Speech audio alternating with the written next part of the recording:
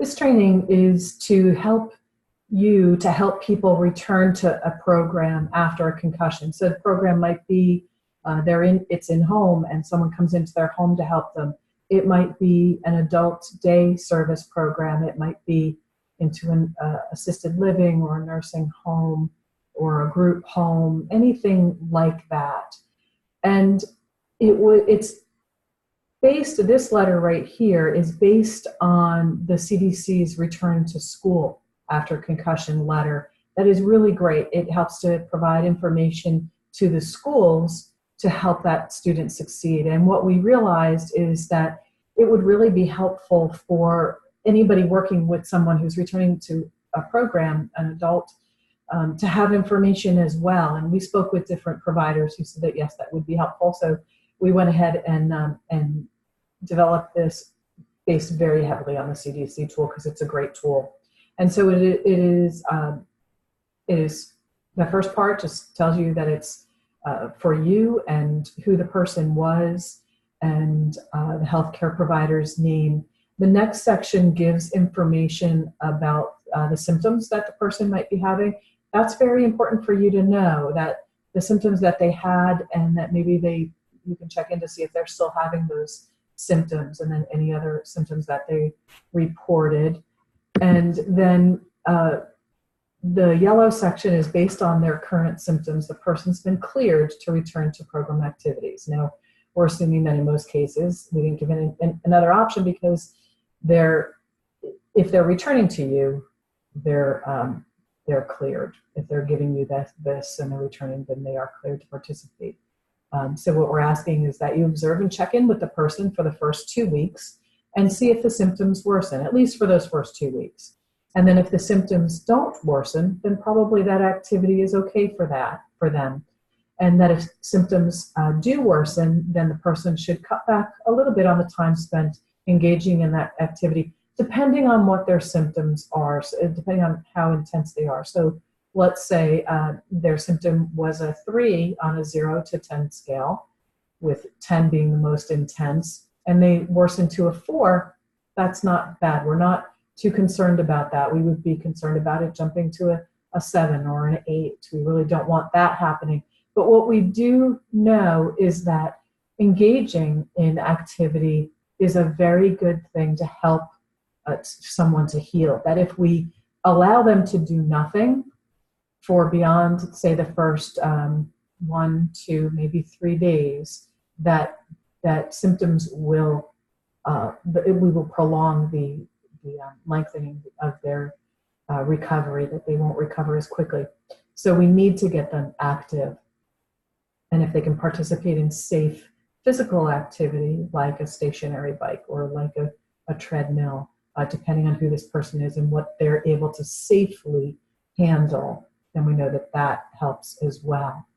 And then there's a section, the next section is on like accommodations, things that you can change to help the person return. And so this is where the caregiver, the healthcare provider, can check off what they think might help.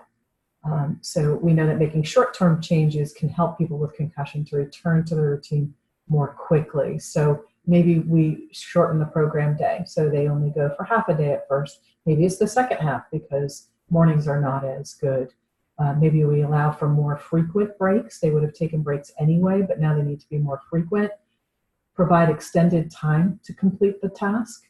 Allow for a quiet place to take rest breaks throughout the day, maybe where they're away from the rest of the group, or maybe they can't watch the movie, so maybe they rest at that point. And we like to try to have them rest within the program first, and even within the activity. If they can put their head down and just take a quick break, as opposed to then the next step would be going to somewhere within the program and then maybe back to a room or going home, depending on what the situation is for them. But we try to keep it as close to what's going on as we can, and then adjust as needed. And then there might be something that they want the person to take for headaches or for pain. Allow them to wear sunglasses or hat if they're bothered by the light. That will help. And allow the person to wear earplugs or headphones if bothered by noise, and then other things that they might think are appropriate. And most people just know are going to get better within a couple of weeks. However, for some, symptoms can last a month or they can last longer than that. And if there are symptoms that are concerning or getting worse, notify the caregivers that a healthcare provider should see the person as soon as possible. And also be telling the person that to let you know if the symptoms get any worse. We put the danger signs on there as well. So when most programs have the protocol that if you, well, for these symptoms, they should absolutely be calling 911 because this is a problem.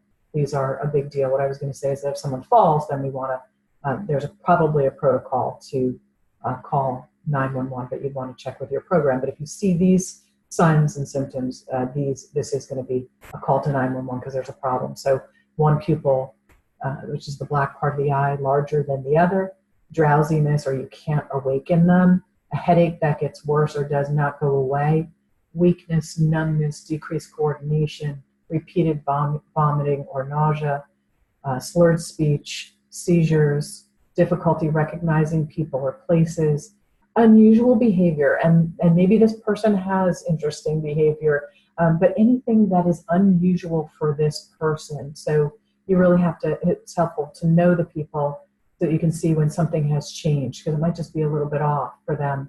Loss of consciousness, even if it's a brief loss of consciousness, we should take that seriously. And then a place for the healthcare provider to put their information. So these are what initially, a lot of providers, healthcare providers, don't have this form. We're trying to get it out to them, make them aware of it. So you may want to have some of these on hand that if let's say you call 911 because the person has fallen, you give it to them to give to the hospital, and the person can then come back to you with it, or maybe you give it to the family members, and you say, listen, falls are more likely in someone in your loved one, someone like your loved one. So I just want you to have this. If they fall, I just want you to give it to the doctor and have them fill it out so that we have more information when they return to program. We know that with children, that if the healthcare provider provides this information and provides accommodations or these changes I was talking about, that the school is more likely to use them, and that just makes sense. And so if we're hoping that if you have this information, that you will help, you will use these accommodations as well, and that will help the person that you work with to come back into program more smoothly and to recover more quickly.